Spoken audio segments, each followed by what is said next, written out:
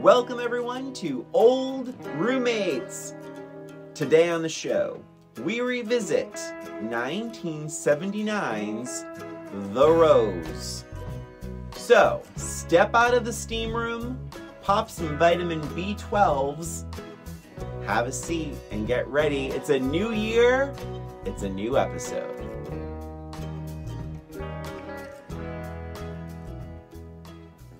Welcome everyone to Old Roommates, the only podcast that revisits pop culture through a middle-aged lens. This is Christina. And this is Brian. And Happy New Year! Happy New Year 2024. Never more happy to get rid of 2023, boy. I'll tell you right now. How are you? Happy New Year, Brian. Thank you. I'm doing well. How are you? How's the new year treating you so far? Just exciting times all around. Of course. I don't know. I mean, I feel like I look forward. This is a middle-aged lens. The older I get, the more I look forward to January because it's a dead zone. It's like when I was a kid, January used to bum me out because I was like, all the fun stuff's over. As a grown-up, January is like a break. Yeah. It's like, oh my God, thank you. Someone has put things on pause. All the holidays are done. You can just, mentally regroup. You can just breathe. sit in your house. Usually you don't have a ton of plans. Because it's usually cold out, snowing, and it's just a lovely, lovely time. Hunker down. That you never appreciate when you're a kid. No, you really don't. You really don't. You have to go back to school like you'd be going back to school today. End of the breaks, end of everything. It's January 2nd. Yeah, that's right. So, anyway. And you're doing well? I'm doing well, thank you so much. So far, so good. It's been day 2 in January, and I'm liking it so far. So, in any case, we are going to start this episode as we always do. And as Brian mentioned, we revisited The Rose from 1979.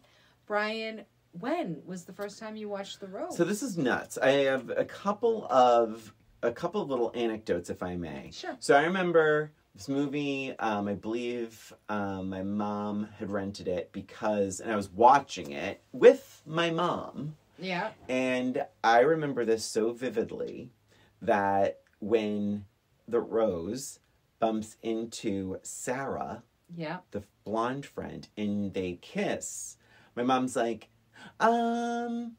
Ashley, why don't you go upstairs? I don't, because she was she didn't know how far they were going to go. Sure. Well, and it's rated R. It is rated R. And, and so, because at first it was like, I think it was just like a concert movie, and so like, of course, there's a lot of bad language and whatever. But I remember that vividly. And then some years later, I was a teenager working at a video store, and my friend Connie, I worked with Connie. Like, let's put this on. Connie, no, but the thing is, Connie did. Connie played did? That in the video joking. store. But she would fast forward through a lot of it. So the concert footage I've seen 1.5 million times. Sure. Every time I worked with Connie, she wanted to play it. She liked the music of it. But in terms of like seeing it in its entirety, I was definitely a teenager. And I just remember being like really bummed the F out. Yeah. I was like, oh my God, this is like the bleakest, saddest thing that even the joyful moments of the concert footage, like, suddenly didn't matter to me. So it's like, because I had these 2 little random moments, and then I watched it for myself in its entirety, and it just bummed me the hell out. Yeah. I had not seen this movie in decades. Same. Yeah.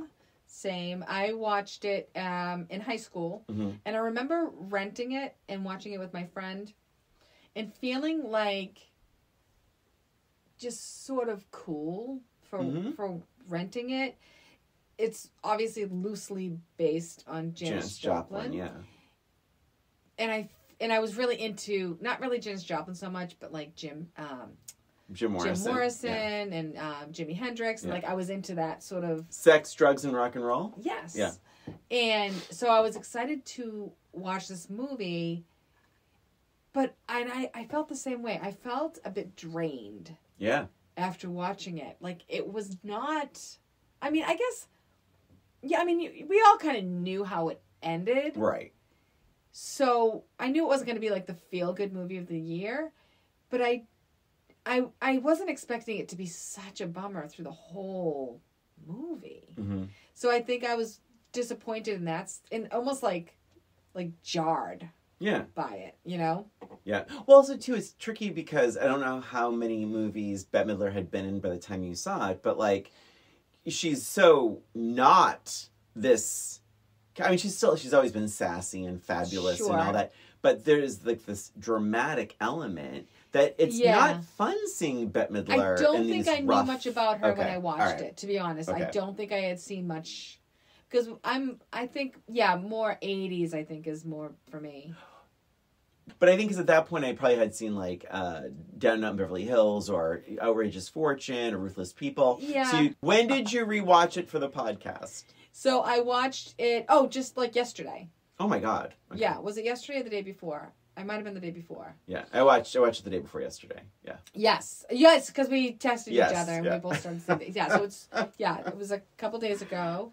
And I hadn't realized at the time, like, it was over 2 hours. Oh, okay. So I was like, oh my gosh. I remember the feeling I had from it. So I was a little bit dreading it a little bit. Because I'm like, oh, I don't want to be sad. You know what I mean? Like, I was just like, I want to be able to enjoy myself. And I felt like it was going to drain me again. And I wasn't wrong. Okay. I wasn't wrong. It starts out... I will say the first scene... When she comes walking out of the plane, I'm like, she's gorgeous. Mm-hmm. That's a beautiful shot of her. Mm-hmm.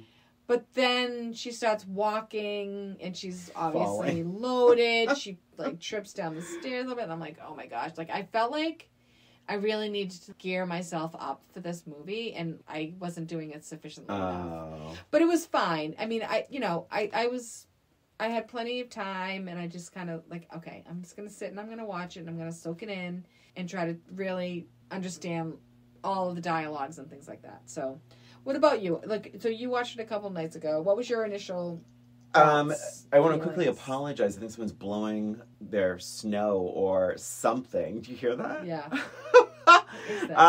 I digress. So what happened? So the very first scene is Doris Roberts sighting in the garage. And I was Doris I Roberts. completely did not know, and I wouldn't have known then, that it was Doris Roberts as her mom. And I wrote somewhere in here that no matter what movie, show, whatever, she always seems to be the same age. Yeah, I agree. This woman, yeah. It's like, this is a 1979. She's Remington Steele. It's she's unbelievable. Everybody Loves Raymond. Yeah. She looks exactly the same.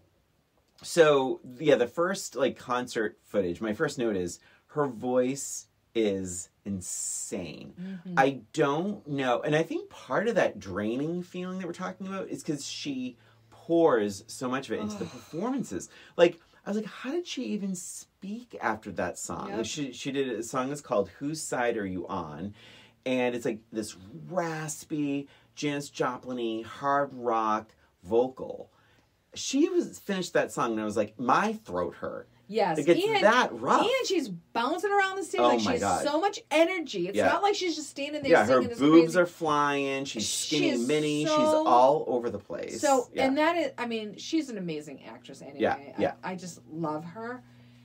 But I feel like this movie really showcases how good of an actress she is. Yeah. Because she's not only singing the song and putting all this energy in, but she's acting too. Yeah. She's acting and singing and performing all at the same time. And she has to act half-loaded. Yes. Performing. Yes. Which is a little different kind of acting. So it's like, it's really an amazing performance, but the musical numbers were like so they are exhausting. I mean, they are exhausting. Feel it. And then you also know that she's, drunk.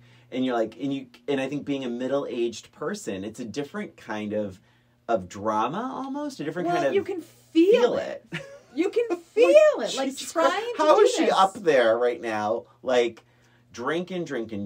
She barely sleeps, this woman. Right. And she is just being literally pushed on and off of planes, in and out of cars, pushed on stage. Yeah. No one, except for one person, has her best interests at heart. Right. One person. So her manager, Rudge, basically tells her off. all she wants is a break. She Yep. just wants to take some time off. He threatens her. He insults her. And he just flat out denies her request, which Yes. I'm like, how is that possible? And then he called in pure abusive relationship mode. He then calls her sweet cheeks like 4 times. Yep. Oh, sweet cheeks. Oh, baby. Oh, this. Oh, that. Like doing that typical abusive boyfriend thing. Yes. Where it's like, I'm going to beat you down, whether it's verbally or physically. Threaten you, and then I'm going to call you love bug and sweetie and all these kinds of nice terms of endearment. Terrible. So, and this guy, great actor. Yeah, Alan Because Bates. Yeah. I fucking hated him. Yeah. He was such a dick. There's a point where when he showed up, I was like, oh. Yeah, exactly. Yeah, and I mean, you have to be a good actor to like evoke those kinds of emotions. But I was really surprised because I had forgotten a lot about this movie, and I forgot that she had this self-awareness to herself. Yeah. That she knew that she needed a break. Yep. She knew it. She's like, I need something new. I need some time to myself. I need to sound good. I She had forgot. all of these things. And I forgot she had kicked drugs.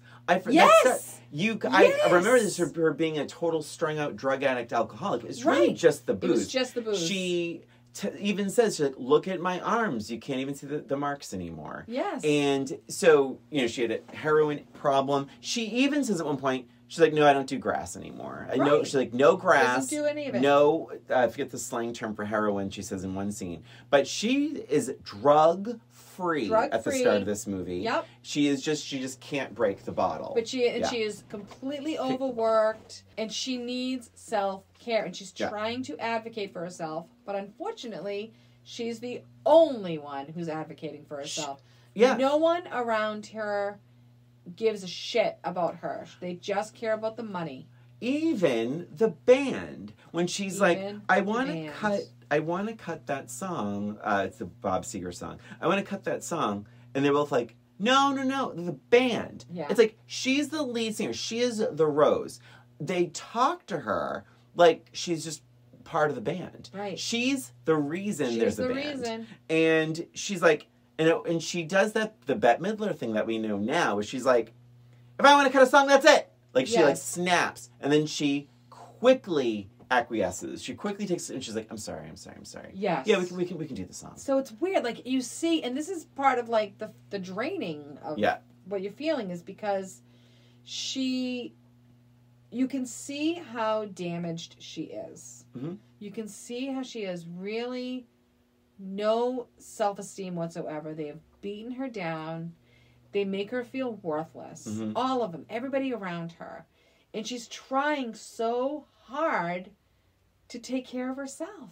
And the only So sad. time she's allowed to have the power and have the control is on stage. Yes. So therefore, like when the guys like they're walking up to the stage and he's like, please, we have the important critics here. We have cameras everywhere. Please don't say motherfucker. Please don't. Yeah. She's like, okay.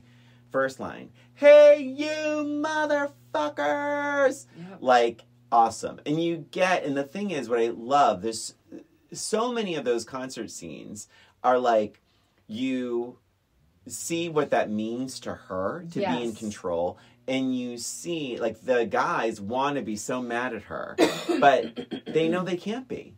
They know that she holds the power when she's up there. And as much as they are like, don't do this, the crowd adores her. And that's the other thing. You can see how much she loves to feel loved. Yeah.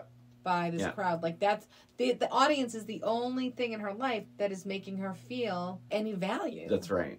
They're giving her roses and booze. They're giving her bottles. They're putting bottles of booze on the stage for her. Yeah.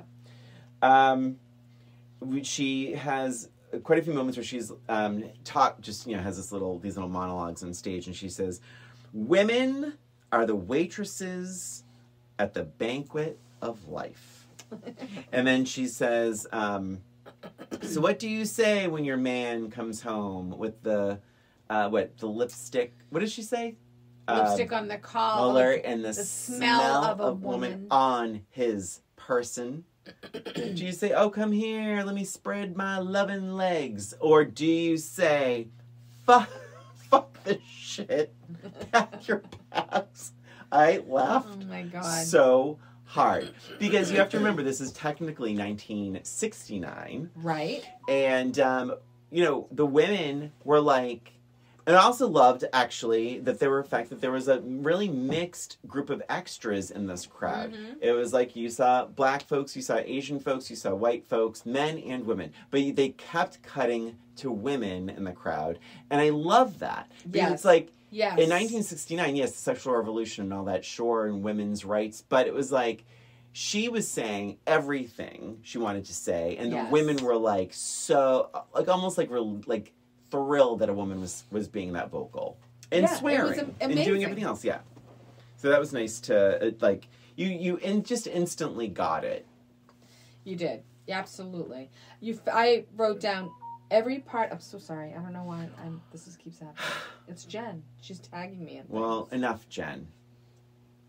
I wrote down here the concert footage feels like I'm there. Yep. And I appreciated it until further in the movie. I'm going to be honest with you. I fast forwarded some of the concert scenes because it was so long. Mm-hmm. Like she would do entire songs. Yeah, it really was like you were watching a concert. Yeah, and I didn't feel like I was losing any of the storyline by fast forwarding some of the songs. Yeah, but it did feel like you were there, and I didn't really enjoy it as a midlife. I've done that before. As a middle-aged woman, I felt hot and sweaty and stinky. Oh, like being in the concert. Like being in the and I'm like, oh, this is not somewhere I want to be. Oh, wow. But it's just because of who I am now. Like I love concerts, just not that kind of concert with that kind of crowd. I see. What were you gonna say? Please tell me you didn't fast forward through "Stay with Me." No. Okay. No. That is one of that was a beautiful songs. Song. She's amazing in that. And I listened to that. Yeah, it's really important. Yeah. I wrote, the men are frustrated and shocked and they get so nervous, but then she sings and they realize that they just realize that her talent all over again. Yep. That the power dynamic is so interesting the second she steps on the stage, and I love that. Yes. It's a shame that she doesn't figure it out. I know. She doesn't That's right. understand that. I love when she sang When a Man Loves a Woman. I think that's a great musical number as well. I was less crazy about Midnight in Memphis. I don't think that added anything to your point about fast forwarding. Sure. Oh my God. But I kind of loved and hated a lot of the movie where it was so meandering. Like, now we're jumping on a plane to go see Billy Ray. Now I'm jumping into a car with this random chauffeur guy. Yes. Now I'm running here. Now I'm running there. Now I'm going to a drag show. But then there was this moment where I'm like, oh, I'm expecting way too much from this movie. And I don't know why. When I should just really shut up and go with the flow. Well, and I think that was the feeling that we were supposed to get. Yeah. It was supposed to feel like you were on the road with her. And like, this is her touring, and this is what it's like. Yeah. And a lot of it I really loved. But it blew my mind when it was like, Billy Ray's been begging to meet you. This is her awful asshole manager again, Rudge. And he's like pushing her out, pulling her. And she's like, well, then why doesn't he just come here to come to meet me? Like if Billy Ray wants to meet me so bad. And Billy Ray is essentially this iconic country singer. She covers a lot of his songs. And it's played by Billy. He's played with Billy Ray. No, he's not. Harry Dean Stanton. And from Pretty in Pink. Yes. He makes it. Wait, is that right? Yeah, Pretty in Pink. Pretty in Pink, yeah, dad. And he basically tells her, please don't play my songs anymore. No, he doesn't agree with her. Yeah. He doesn't agree with who she is. Yeah. And we're getting a lot of that through this whole movie because she's a hippie. And there's a lot of pushback against hippies. Which we see several times in here. We don't serve hippies at one point in the diner. That's right. Which is funny because I'm like, don't they know her though? They're not going to make an exception. I mean, she's kind of a multi-million-dollar recording. And that was something I questioned because it did feel like a lot of people didn't know her. Yeah. And I felt I'm like, so how famous is she? Like, is she just famous in one little sector like of hippie culture? people? But she's selling out gigantic venues. Right. So it was just confusing. And then at one point that he some says people that's a $3 million whatever tour or something. So anyway, I don't know. But she has 29 people on staff. We find that out because when she wants to take the year off, he guilts her in every which way. Well, and then she had an answer for that too near the end. She's like, we'll just keep them on staff. We'll keep paying them. Mm-hmm. Like, she had an answer for all of these things. Let's see. Rudge doesn't say a word when Billy Ray is insulting her.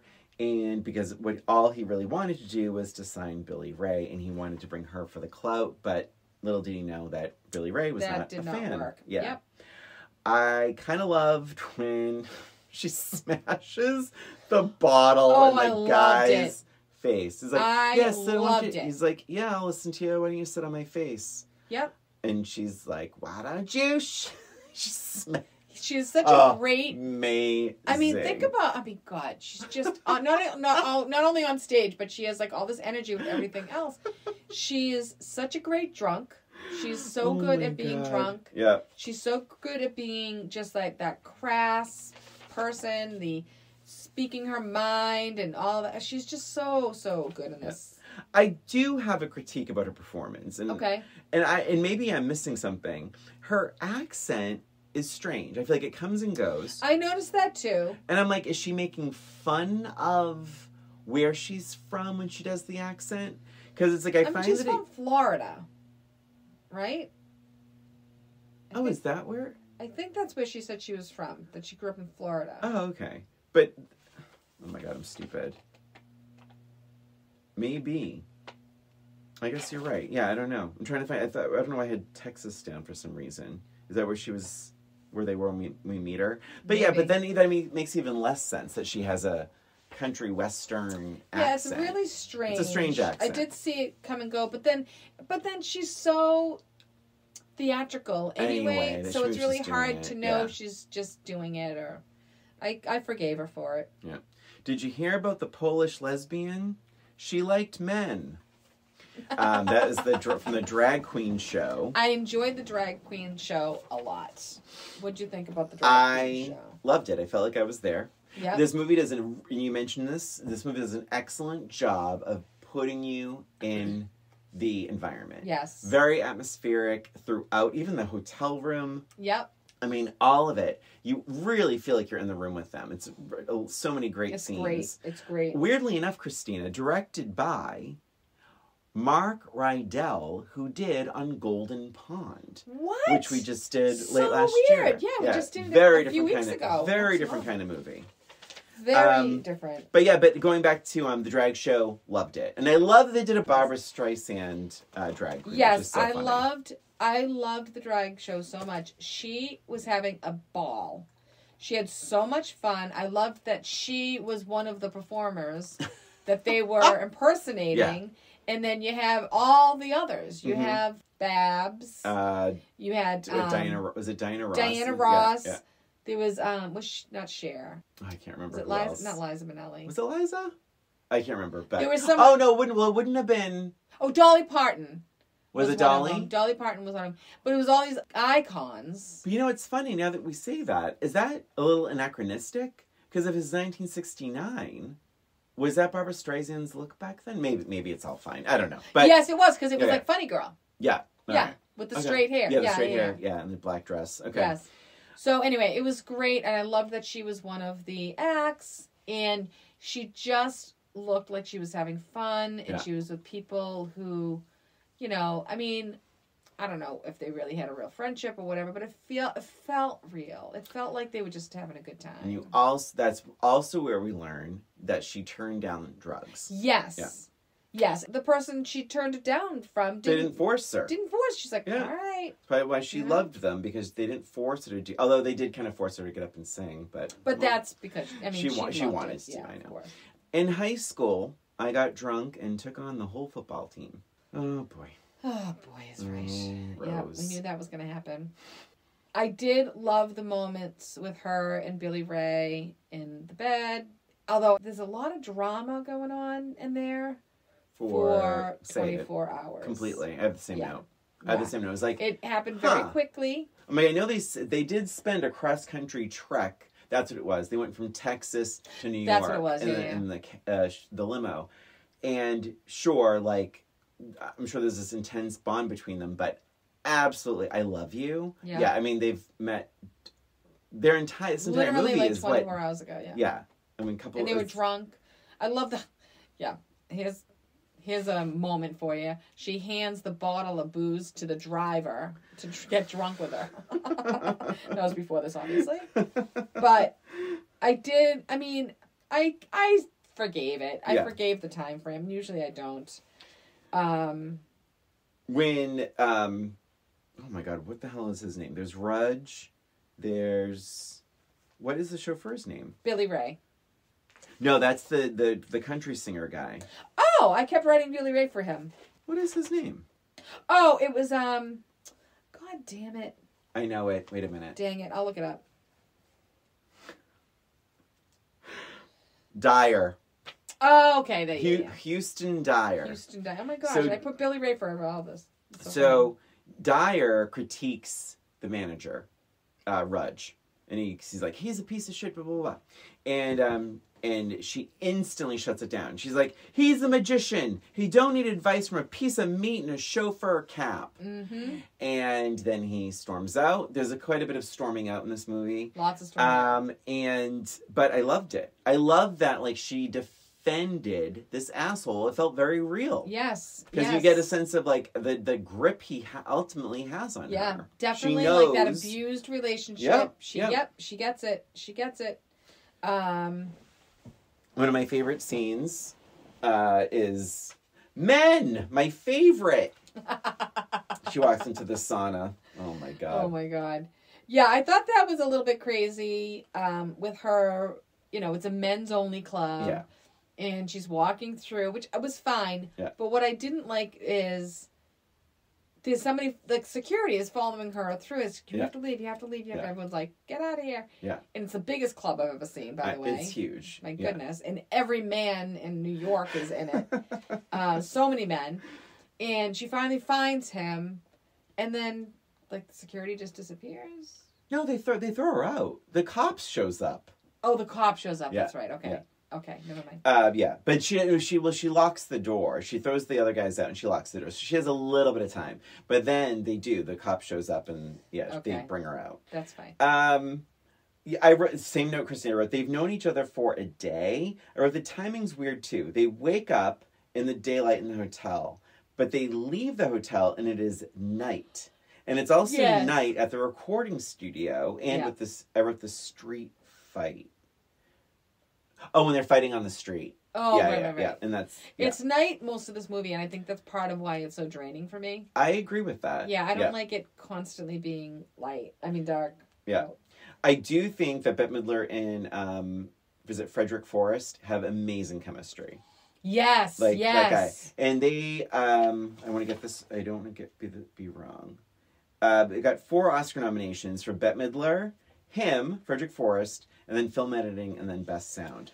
So, but yeah, I think they have amazing Sally Field, Norma Ray. Yeah. So but they have amazing chemistry, which is really vital to this movie, this story. Tons of chemistry, and I kind of liked that he wasn't this perfect guy either.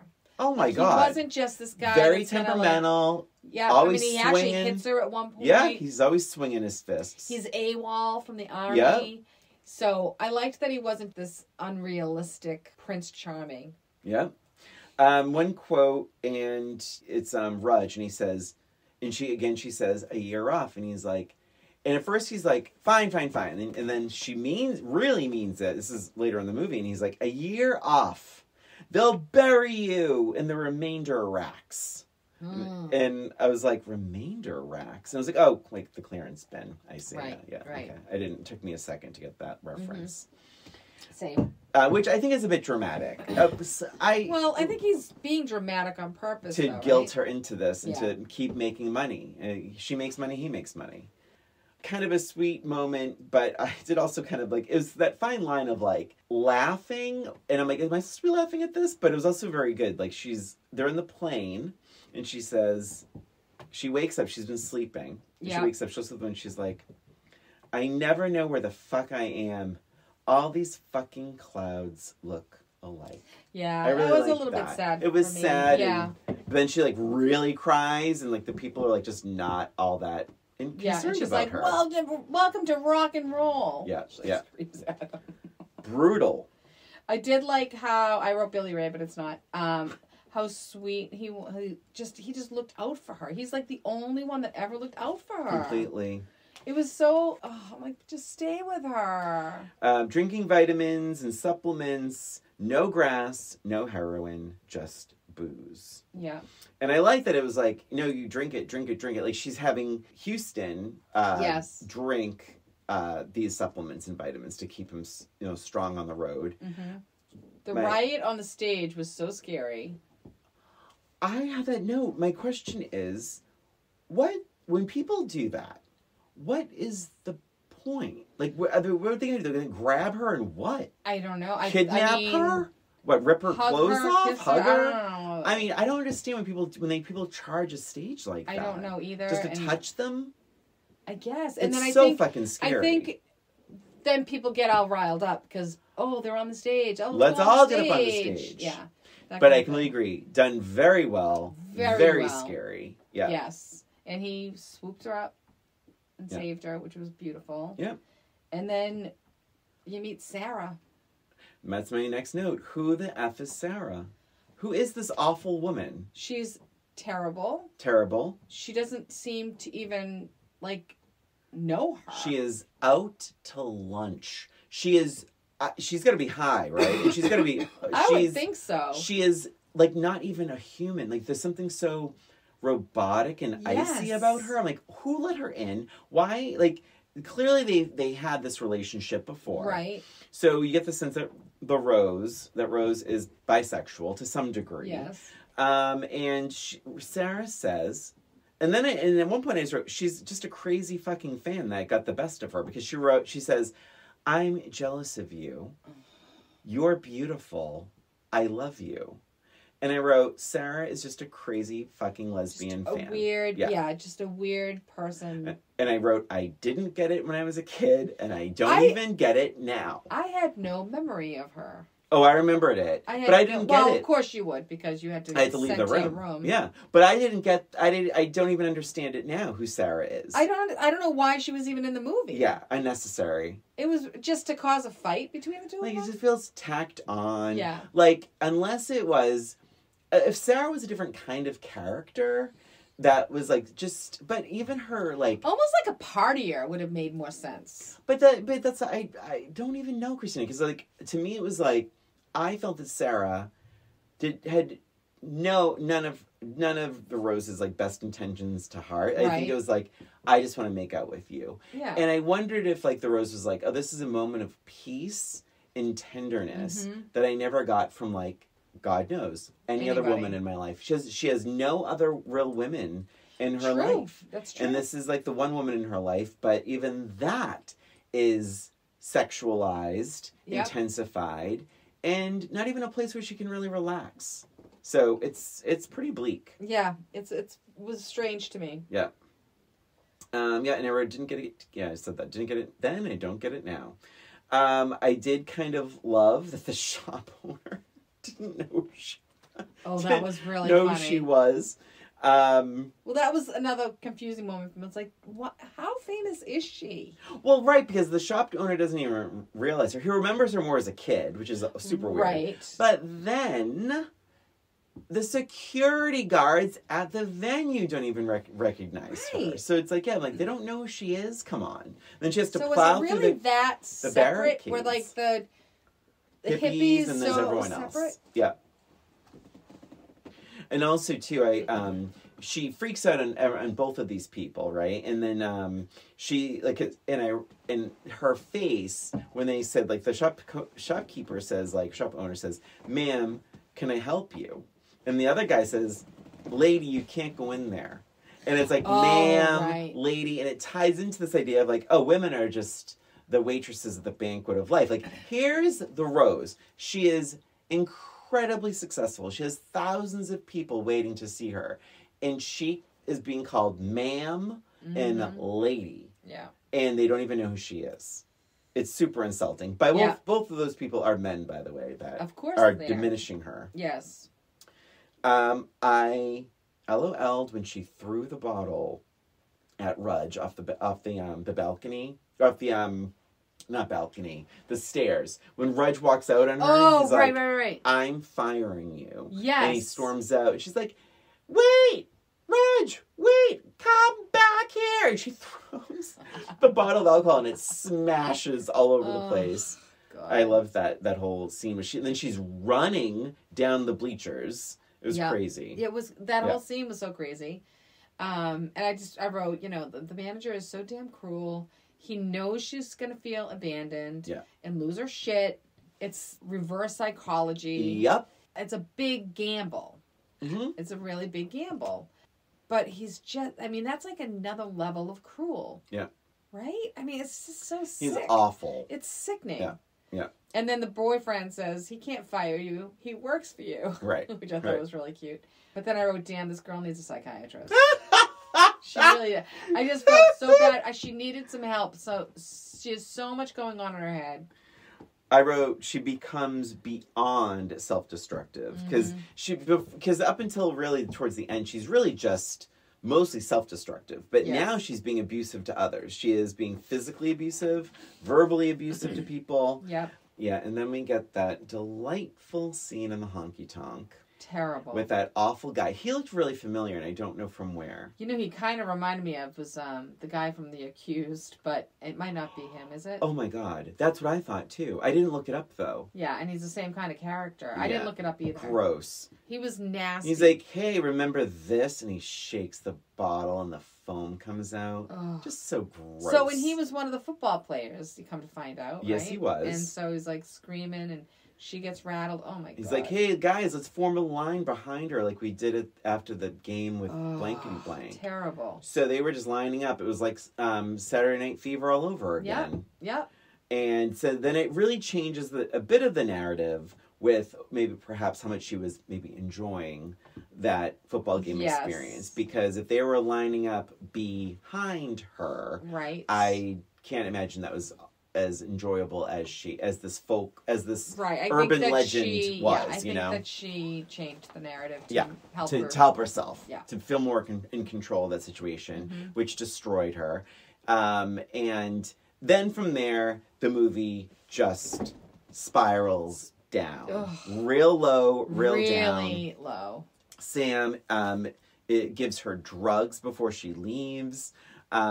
She gets on stage and says, do you have any reds? So she's taking some barbiturates. Yep. And then it's that awful guy, Sam, who got into the fight with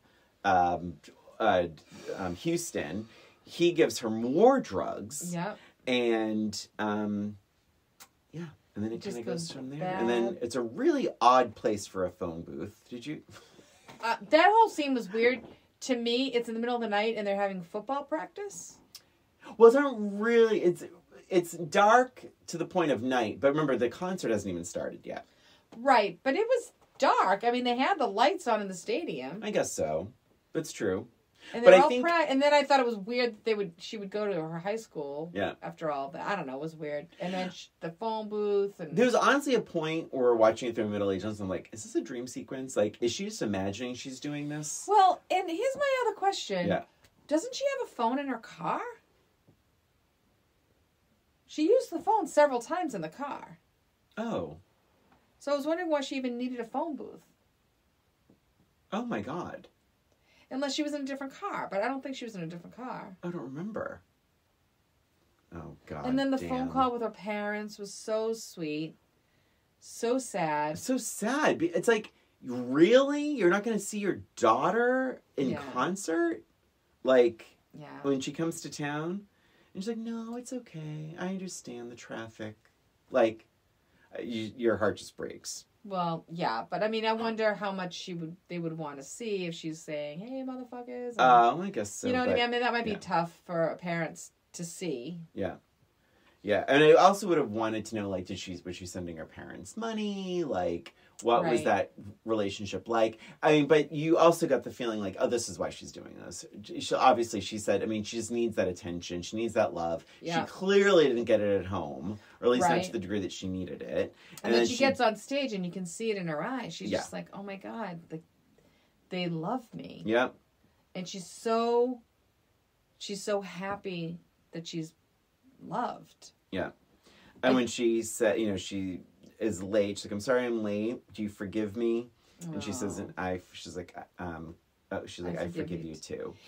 I remember that line, like, how many years ago did I see this? I remember that, and it was like, I don't know, it's touching. Yeah.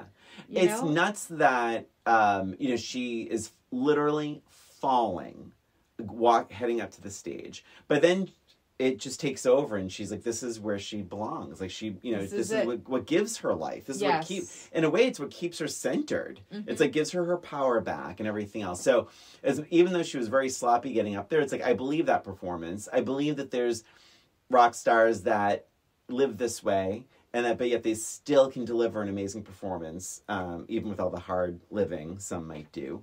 But that song, Stay With Me, I've seen Bette Midler 3 times in concert, and every time I've seen her, she does that song. Really? And she does the voice cracking, and she cries. It is so, and I saw this the year I moved to Rhode Island, so it was 7 years ago. And so Bette Midler is now, she had to have been almost 70. Yeah. So I think she's like late 60s, early 70s, and she is that throaty, crazy cry singing thing. She nails it. Yeah. And it is beautiful. It's an amazing, I love that song anyway. It's a beautiful song. Yeah. And the only critique I have is when you have a rock concert, you're not going to start with a ballad. It's funny you say that. Oh. Because so to me, like, the song Stay With Me, I mean, it's a little on the nose because it's like everyone's leaving her. Right. Houston left her manager, you know, wants her back, but allegedly left her. Her parents won't even fucking come to the show. And this whole idea of like, stay with me kind of thing. So I understood it. But I will say, like, I've seen my share of Dave Matthews, he's not known for ballads. Right. The Dave Matthews Band. But I just saw him at Madison Square Garden. How many months ago was that? A couple months ago. So it's like, he opened Madison Square Garden with the song called Virginia in the Rain, which is like the snooziest weird song. Start that way. It's such a weird choice. You want to get your audience But they are artists. They go through stuff just the way everyone else does. And maybe I've been to many concerts, and I've never had a concert start with a ballad. Okay. All right, well, there you go, Christina. I'm right, as usual. Jesus. I'm kidding. And then it ends with the same quote from the beginning. The Let Me Call You Sweetheart. Yes. Rough stuff. I think it ended really fucking abruptly. Yeah, I remember that for a long movie, too. Right? It ended very abruptly, but I guess, I mean, they obviously did it on purpose. Like, it was supposed to be a movie following her on tour, and that's where it ended. Yeah. And it does, like, you don't know for sure, and all of a sudden the movie starts, and you're like, the song starts, and you're like, oh. She done. Okay. Yeah. That's it. She's done. And they cut back to the garage with her security man, shutting the light bulb off. And but I think, like, funnily enough, it reminded me of Beaches, because that's how when Hillary dies, it's like it happens in 5 seconds. Like, then it's like they play Wind Beneath My Wings. And this movie, it's similar, where it's like, but I kind of maybe it's more of a directing thing where you're so up close when she falls on that stage that I'm like, I kind of almost wanted, to see it from a wide shot of, like, from the audience point of view. Yes. Can you ever imagine being in a fucking concert and seeing someone collapse like that? Unbelievable. Oh my God. Wow, what acting for that too, right? Yeah, I mean, she went down. Falls fucking right down. Yep. But amazing. But at the same time, I mean, it's, tough stuff. This is tough subject matter. I think it is a tough movie. The big question, more, less, or about the same? I know. And I've been thinking about it, and I think it has to be more. Mm-hmm. But I feel like there's a but coming. Still, I mean, it still left me with that dread. Yeah. And I was exhausted. Yeah. After you watch it, you're exhausted. And that's after fast forwarding a few of the concert numbers. Yeah. You just feel, I don't know, like just drained. I can't imagine what a day off shooting this movie must have been. Oh my God. She gives, I mean, if you only know Bette Midler, I'm talking to anyone listening to this, if you only know Bette Midler from her comedies, you have to see The Rose. You have to see it anyway. It's because incredible. It is such a performance that you're like, even when it started, Christina, that first concert footage, I was like, you really forget it's Bette Midler. You do. Like, there's very little, the sassiness is still there, but holy God, this performance is out of control. So it's more for me too. I actually enjoyed, through my middle age lens, I enjoyed the random plotting more. Yeah. And I followed it a little bit better too. Yeah. Now I followed it a little better. I will say, and I'm very, very glad, I'm giving it more credit, because being in my 50s now and having seen a lot of movies, I am so glad this wasn't like her life story. Oh my gosh. I like that you had to kind of fill in the blanks. I like that you kind of didn't really know what exactly happened on the football field, that you didn't really know what going on with their parents. I like that you truly just with her for the last month of her life. Yes. Yeah. And I actually, and you touched on it before, I liked the way they filmed it, where you do feel like you're right there. You're just a bystander watching this whole thing unfold. Yeah. You didn't feel like you really were watching a movie. Mm-hmm. And again, great cinematography, some great directing. Budget. Did you happen to notice the end credits, since you're talking about directing and stuff, the choreographer? Toni Basil. Isn't that hilarious? She's always been Bette Midler's choreographer. I never knew that. For the Harlettes. And it's it's like its own little moment. Line. Yeah. And I'm like, Toni Basil? I'm like, that can't be that Toni Basil, of course, is Mickey. Hey Mickey. Hey Mickey. Is it Hey Mickey or just Mickey? Is it Hey Mickey? It's called Hey Mickey. Okay. So budget, $9 million. I was shocked. Yeah. She's been part, and you know who's was one of the Harlettes. I'm sure you know this. So at different times it was Katie Segal from Married with Children. Did not know that. And Jennifer Lewis. You know Jennifer Lewis from Blackish. She's been in a million movies, but yeah, she was also in Beaches. She played the opera singer in that Otto Titzling number. Is Jennifer Lewis. Oh my God. So in fact, if you watch the Johnny Carson, his last episode with Bette Midler, Jennifer Lewis is one of the Harlettes. Oh my gosh. Yeah. So, wow. And if you read, which I have read, Jennifer Lewis's memoir called The Mother of Black Hollywood, she talks quite a bit about Bette Midler, and that Bette Midler really helped her kind of clean up her act. So, wow. Budget for The Rose, $9 million. The box office was $29 million. Wow. Again, 4 Oscar nominations. Loosely, you said that before, loosely based on Janis Joplin. So originally it was called Pearl. Instead of The Rose, it was The Pearl or Pearl. And they were going right through with the Janis Joplin thing and the screenplay, and then Janis Joplin's family declined. Yes, and it was called Pearl. Pearl. Because that was Janis Joplin's nickname. Yes. Bette Midler won 2 Golden Globes for The Rose. Best New Star. Funny. We just talked about that with... oh my God, you were just talking about it. What was it a couple weeks ago? They used to do this at the Golden Globes, Best New Star. She was nominated for Ice Castles. Castles. Yeah. So, Bette Midler, Best New Star, and Best Actress for musical or comedy for The Rose. I think she deserved the Oscar. Completely. I never saw... Me neither. I've never seen Norma Rae. Norma Rae, but there's no way. Oh my God. What didn't she do in this movie? Yeah. Casting. This would have been a little interesting, but yet I'm so glad they didn't. But Nick Nolte as Rudge. I'm telling you, I think Rudge having a British accent made him more intimidating. Yes. Yeah, I really like that he had a British accent. Yes, I agree. And we got to see them anyway with Down and Out in Beverly Hills. That's Nick right. Nolte and Bette Midler. This was technically Bette Midler's 6th movie. She was mostly an extra in some other movies. But she had won, because this is 1979, she had won the Grammy for Best New Artist in 1974 for The Divine Miss M. She was 33 when she filmed The Rose. Does she have an EGOT? No. So she's won a Tony, a Grammy, an Oscar, an Emmy. No, she's not won an Oscar. Oh, she's never won an Oscar. She's only been nominated twice. She's been nominated for The Rose, and she was nominated for The Boys. Did you ever see For the Boys? Oh my God! Yes, that was good. Yeah. So that's all she's missing is an Oscar? She's missing an Oscar. And she deserved it for this. She really did. Too. She really did. She must be pissed off. But you know who didn't deserve an Oscar? Dumb Dora. I have a match game. Do you have any more notes? I'm sorry. Any more notes? Oh, you have a Dumb Dora too? I have a Dumb Dora too.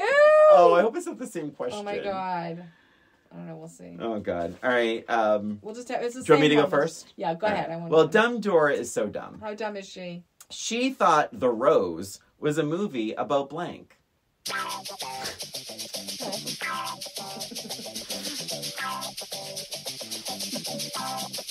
Ding. I don't even know. This is so stupid. God forgive me.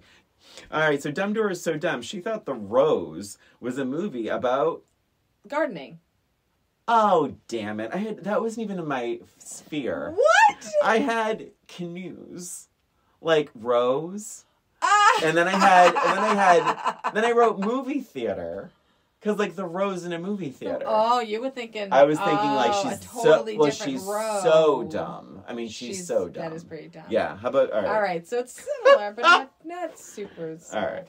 Okay, Dumb Dora was so dumb. How dumb was she? When she heard The Rose was coming to town, she went to the blank to see her. Ding.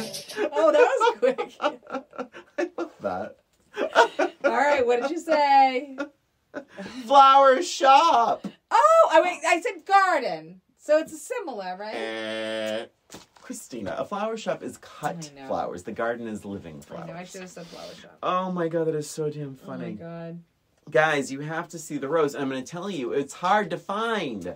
I had to get it from the library. I got it from the library as well. And, yeah, I mean, and it's like, it's over 2 hours long. Yeah, I mean, commit to it. But it's also, we talked about January. January is the time. I mean, granted, if you're battling depression, this is not the movie to see. Yeah. But if you want to see a really amazing performance from Bette Midler, holy crap, you have to see The Rose. Yeah, agreed. Happy New Year. And Happy New Year. And that's it for us and for this episode of Old Roommates. Thank you for listening. Please remember to follow us on Instagram or YouTube, where we have our episodes as well as a little extra.